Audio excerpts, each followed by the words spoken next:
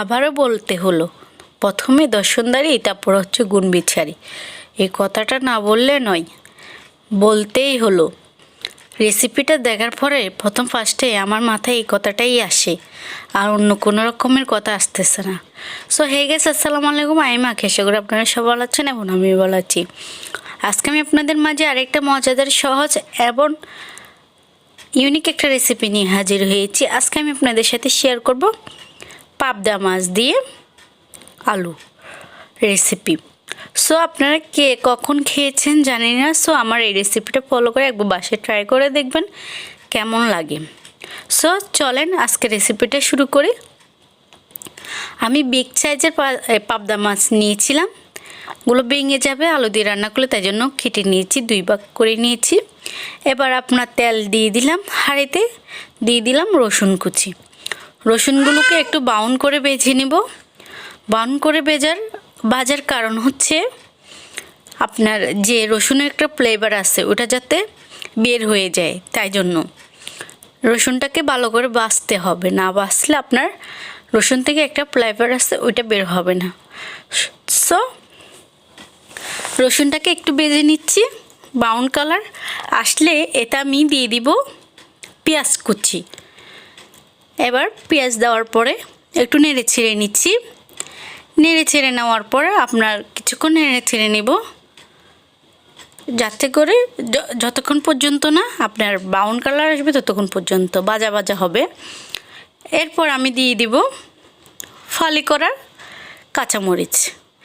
আপনারা কম বেশি করে নিতে পারেন, আবার যে যেরকম ঝাল খান ওরকমই দিবেন। আমি দিয়ে দিলাম 3 টুকরো টমেটো। আমি টমেটো আবার পরে অ্যাড করব। এখন এগুলো এমনিতে মশলার গ্রেভিটা ঘন আসার জন্য দিয়েছি। তারপরে দিয়ে দিলাম পেঁয়াজ পাতা। পেঁয়াজ পাতা আপনারা অন্য সিজনে নাও পেতে পারেন, যেটা আমি সবসময় বলি শীতের সিজনে আছে, তাই জন্য আমি ব্যবহার করেছি। আপনাদের বাসায় না থাকলে নাও দিতে পারেন। এবার দেখেন টমেটো একদম নরম হয়ে গেল। এই পর্যায়ে এসে আমি দিয়ে দিলাম পরিমাণ মতো লবণ। লবণ যতটুকু লাগবে ততটুকুই লবণ দিবেন, এর কম বেশি দিবেন না। সো এবার দিয়ে দিব হলুদের গুঁড়া, দিয়ে দিব 1.5 চামচ হলুদের গুঁড়া। আপনারা কম বেশি করে নিতে পারেন। এমন মরিচের গুঁড়া দিয়ে দিচ্ছি আপনার 2.5 চামচ। আমি জালটা একটু বাড়িয়ে দিব, আপনারা চাইলে কমিয়ে দিতে পারেন, এমনকি বাড়িয়ে দিতে পারেন, এটা যার যার টেস্ট অনুযায়ী। সে আবার আরেকটু মশলা নেড়ে ছেড়ে নিচ্ছি। নেড়ে ছেড়ে নেব, একটু ভালো করে কষিয়ে নেব মশলাগুলো। কষার পরে অল্প পরিমাণে পানি দিয়ে দিব, যাতে করে মশলা লেগে না যায়। এর কারণে আমি মশলার মধ্যে একটু পানি দিয়ে আর একটু কষিয়ে নিচ্ছি। মশলা থেকে যখন তেল আলাদা হয়ে যাবে, এ পর্যায়ে এসে আপনারা কী করবেন, আলু দিয়ে দিবেন। আলুগুলো আপনারা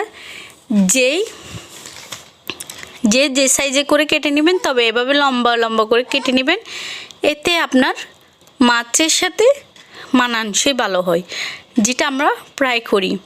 সো এভাবে আলু দেওয়ার পরে আমি একটু আলু কষিয়ে নিচ্ছি, ভালো করে কষিয়ে নিব, 2-3 মিনিটের মতন কষিয়ে নিব। কষানোর পরে দেখেন এই পর্যায়ে এসে কি কালার এসেছে, মারাত্মক কালারটা বলার বাইরে সুন্দর হয়েছে। সো এবার আমি আরেকটু নেড়ে ছেড়ে নিয়ে দিয়ে দিব টমেটো। আমি কিন্তু প্রথমেও টমেটো দিয়েছিলাম, এবার শেষে এসে দিয়ে দিচ্ছি এই টমেটোগুলো আস্ত রাখার জন্য। মাছের সাথে টমেটো অবশ্যই আস্ত রাখার ট্রাই করবেন। আমি যেটাই বলি,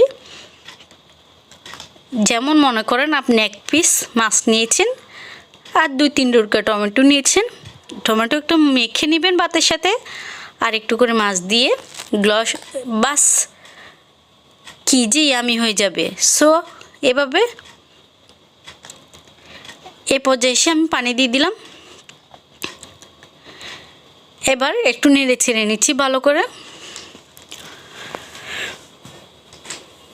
করে নেড়ে ছেড়ে এখানে আমি অ্যাড করে দিব পাবদা মাছ। যে মাছটা আমি ফ্রাই করে রেখেছি, ওই মাছটাকে আমি দিয়ে দিব আলুর মধ্যে, কারণ এখানে আমার আলুটা একদম সিদ্ধ হয়ে গেছে। আপনার হয়তো বা 2%, না হয়তো 5% এরকম আপনার সিদ্ধ হয়নি। এ পর্যায়ে এসে আমি পানি আমার কম হয়েছে, আমি আর একটু পরিমাণে পানি দিব যাতে করে জোর রাখার জন্য। সো এভাবে আমি আর কিছুক্ষণ জাল দিয়ে নিচ্ছি।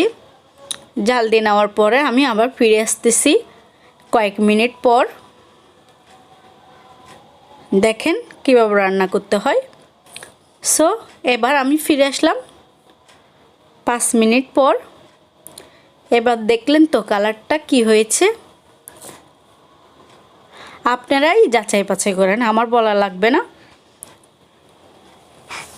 এবার শেষ পর্যায়ে যদি আপনি যে জিনিসটা না দিলে নয়, সেটা হচ্ছে ধনিয়া পাতা। ধনিয়া পাতা দিয়ে আপনারা অবশ্যই নামিয়ে নেবেন। ধনিয়া পাতা হচ্ছে আপনার রান্না কমপ্লিট করার একটা উপাদান। সো আজকের রেসিপিটা কার কাছে কীরকম লেগেছে আমাকে একটু জানাবেন, এবং এই রেসিপিটা ফলো করে বাসায় একবার ট্রাই করবেন। সো তাই জন্য বললাম, প্রথমে দর্শনদারি, তারপর হচ্ছে গুণ বিচারে। আপনি কালার দেখে, সৌন্দর্য দেখে আপনি বুঝতে পারবেন জিনিসটা কীরকম হবে, টেস্টটা কীরকম হবে। সুন্দর দেখে বুঝবেন যে এটা টেস্ট কী হবে না হবে। সো তাই জন্য বললাম প্রথমে দর্শনদারি, তারপর হচ্ছে গুণ বিচারি। সো আজকের রেসিপি আমার এ পর্যন্ত। আপনাদের থেকে কীরকম লেগেছে, এবং আমার বিয়াকির কুকিং হাউস চ্যানেলটাকে একটা সাবস্ক্রাইব করে দিবেন, এবং আমার আরেকটা চ্যানেল আছে আপনার বিয়াকির ব্লগস।